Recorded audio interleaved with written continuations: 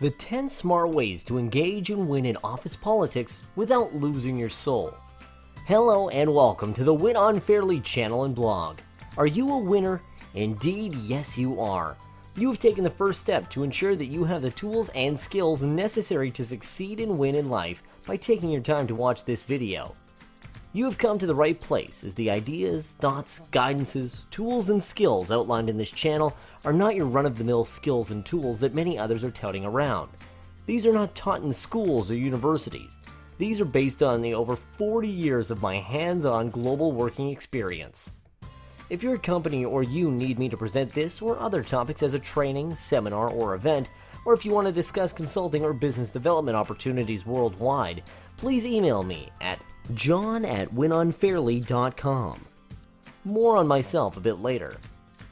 If you are actively engaged on the losing, unethical, or wrong side of the office politics, and if you feel like you are about to lose your soul, then you must watch this video. So why do some folks seem to win in life always and are better at everything they do? Does it seem unfair to you? I use the terms unfairly on purpose. These folks that win consistently have the tools and resources to win, hence my use of the term unfairly. Today we're going to discuss a very important topic. This topic is dedicated to all the amazingly talented, highly capable, and ethical folks who feel lost in the world of office politics. Early on in my professional career, I was the dumb one to always be on the losing end of office politics. I was the brash and righteous true north that always pointed out the glaring and obvious mistakes that everyone was making. As much as my intent was to rectify the situation, it often led to some crushing animosities and almost always ended up with me getting on the wrong side of my colleagues and bosses. After some very bad losing brushes with some highly talented office politicians, I was determined to change my ways in how I approached the office politics and how I dealt with the antics of some unscrupulous colleagues. I am also writing this because of my personal experience advising my adult children who had experienced some of these issues at their workplace. I noticed that many younger and righteous folks are fighting a losing war, making the same mistakes I made. I have also observed that the number of folks playing black or unethical politics are about to sell or lose their souls and are rampant and increasing everywhere. I'm publishing this video to encourage and provide the baseline tools for all the talented young and not so young people out there who are ethical, determined to succeed righteously and not sell their soul.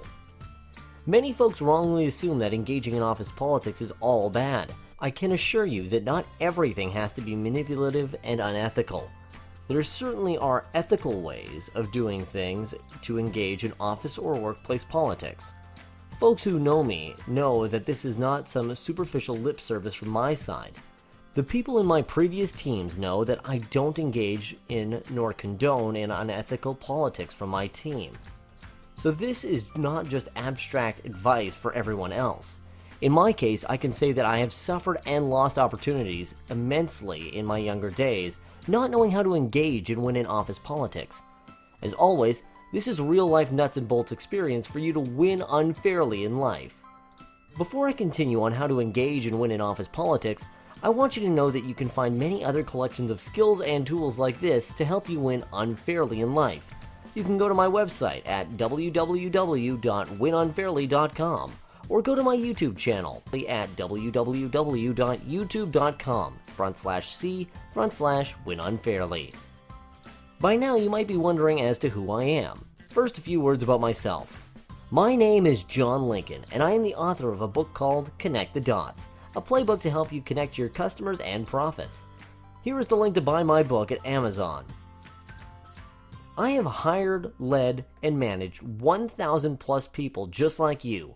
I have run billion-dollar business units or helped contribute significantly to businesses worth billions of dollars in many global brands in countries like the USA, Japan, UK, India, United Arab Emirates and Dubai, Saudi Arabia, Thailand, Brazil, and Malaysia. You can also find out more about me at my website, www.winunfairly.com, or on LinkedIn at linkedin.com/in/John Lincoln. As I mentioned before, if your company or you need me to present this or other topics as a training, seminar, or event, or if you want to discuss consulting or business development opportunities worldwide, please email me john@winunfairly.com. So we are back to the important topic of the smart ways to engage and win in office politics without losing your soul. Before I start on the 10 smart ways to engage and win in office politics without losing your soul, I think it is first important to define what office or workplace politics is and what it is not. We can generally say that office or workplace politics comes into play when there is power, authority, or when a tangible or intangible benefits are at stake in a workplace environment. The self-serving behaviors of folks trying to gain positive outcomes for themselves, and at times with utter disregard for the organization itself, can be considered office politics. At times, behaviors of some people are so unethical, manipulative, and gossip-centered that it gives the concept of office politics a very negative nuance. It is my hope that imparting this knowledge on how to engage in office politics will spur many folks to engage in an ethical and equitable manner in how folks conduct themselves in a professional or personal environment. The tools I am sharing here hopefully will help you not engage in a manipulative or underhanded tactic to move upwards. I hope this will help more people to succeed and win unfairly in life by doing things ethically and righteously. Keep in mind that these 10 smart ways to engage and win in office politics are not just meant for folks working in large corporations.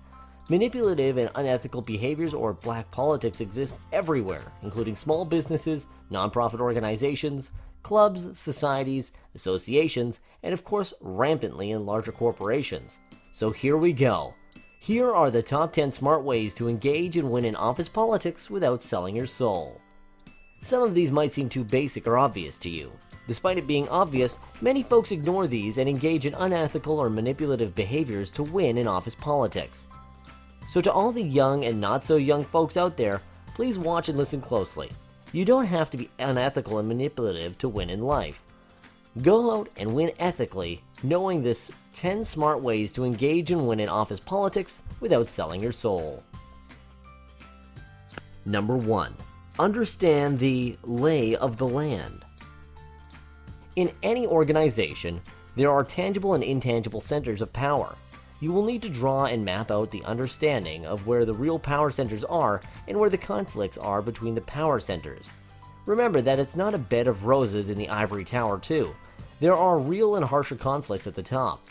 Remember also that power doesn't necessarily reside on the indicated organization chart or in positions based on hierarchy. Number 2. Identify the drama kings and queens in your village. Identify the strengths, weaknesses, capabilities, and influences of the folks within 2 degrees of separation within and external to your team. Remember that you need to win internally before you can influence folks so far separated from your internal department or unit. Number 3. Stay neutral, don't take sides. As you might know, Switzerland is known for its neutral stance during major international conflicts. It has served that country well. You should try and be neutral like Switzerland. I'm not suggesting here that you should not have a backbone. What I am suggesting here is that you should not take sides in a destructive and negative manner. You might be drawn into something that you might have no clue as to the source of the tension or conflict and can end up on the wrong side. Number 4. Don't trust everyone at face value. Trust, like respect, has to be earned. You have to believe that there are many fake, sneaky, deceptive, and untrustworthy folks who have ulterior motives that might not be too obvious to you. Unless you know that person well, don't share your innermost thoughts and secrets to anyone, stranger or not. They might have conflicts or potential ulterior motives that you might not be aware of. Don't gossip or give negative opinions to anyone or to someone you hardly know. You might not know yet where the political affiliations and alliances are. Anyway, it's never a good idea to gossip about anyone. Number 5. Don't openly criticize anyone directly or indirectly. When you criticize anyone in public or in an office or workplace environment, you are belittling and disrespecting that person. Remember that you can ask questions and still make your point that some things were not done correctly. You don't have to criticize or admonish anyone in public. If you do that, remember that you risk their wrath at another time. Also, when criticizing someone in front of strangers, you also never know the power dynamics and influences in some places. So it's a safe bet to never chide, give a bad opinion about someone, or criticize anyone publicly. Number 6. Never challenge anyone publicly to justify yourself. If you have to challenge someone publicly or to defend or justify yourself, you have already lost the game of office politics. Never put yourself to be in a position to have to openly challenge someone to justify your actions, words, or behaviors.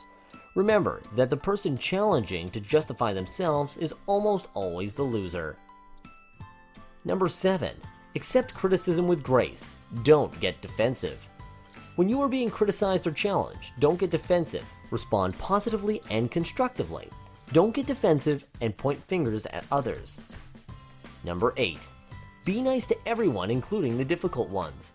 It doesn't cost us anything to be just polite, courteous, and nice to everyone. You can be assertive positively and disagree based on facts. It doesn't mean that you have to behave in a disagreeable manner. Number 9.